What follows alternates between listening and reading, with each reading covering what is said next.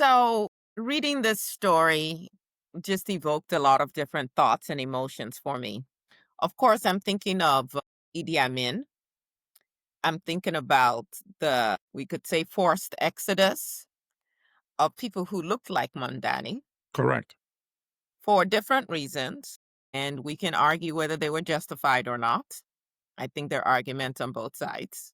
And I am not the felon in chief trying to play both sides, but truly. And so it's interesting to me and heartening that perhaps we can get to a place where, as Sylvia Winter would say, we are redefining humanity and we are just looking at what our needs are and who is prepared to do that work and leverage the levers of power to help the most number of people. So I can see why his election, and Africans, for the most part, we've been so derided, and usually the news about us is very negative. I can see why there would be that pride in, oh, wait a second, he was born in Kampala, he's one of us, and now look at what he's doing.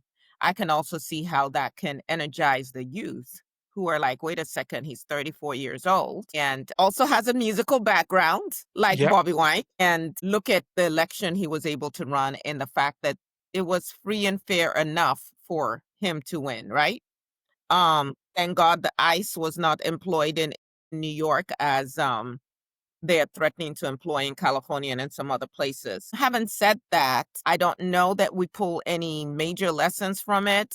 Again, it would be, unfortunately, I have to say that I have zero confidence in my elders in Africa. They have definitely let us down as a continent.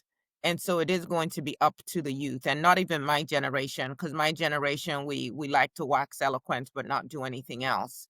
And if the extent that Mamdani's win is a topic of conversation that causes people to really start to agitate and to fight for something different, as opposed to this is the status quo, there's no that we can't make any changes, or the challenges are too insurmountable because they saw what Zoran was able to, or they have a sense of what Zoran was able to overcome. Accomplish. Hopefully that makes a difference. But having said that, I do want to note though that when we look at the election results in Virginia and the exit polls in terms of how Black people voted, for the most part, the Democratic Party, or the candidates that the Democrats put forth, garnered about 90% of the votes from Black voters. It Okay. was very interesting to me to look at the exit polls for the mayoral Mamdani. race in New York and to see that there were still large swaths of Black and Latino people who are at the bottom of the economic rung in New York that still voted against their own interests. That makes no sense to me. Now, forget 50 cents. He's a millionaire. He's doing what he needs to do, protect himself, I suppose. But I lived in New York City. For the vast majority of us who, you know, you might have a room and a bed, but no window to whatever, to pour any, as they would say, a pot and to be able to pour it out of the window. It was really interesting to me that I believe it was something like 52% of Black women who voted for Mamdani. Mamdani, yeah. Other 48% split their votes, largely gave their vote to Cuomo, but a few people to Silva. And although they were still the highest voting bloc for Mamdani, and for Black men, it was 60%. I would have thought I would have seen numbers similar to those in Virginia.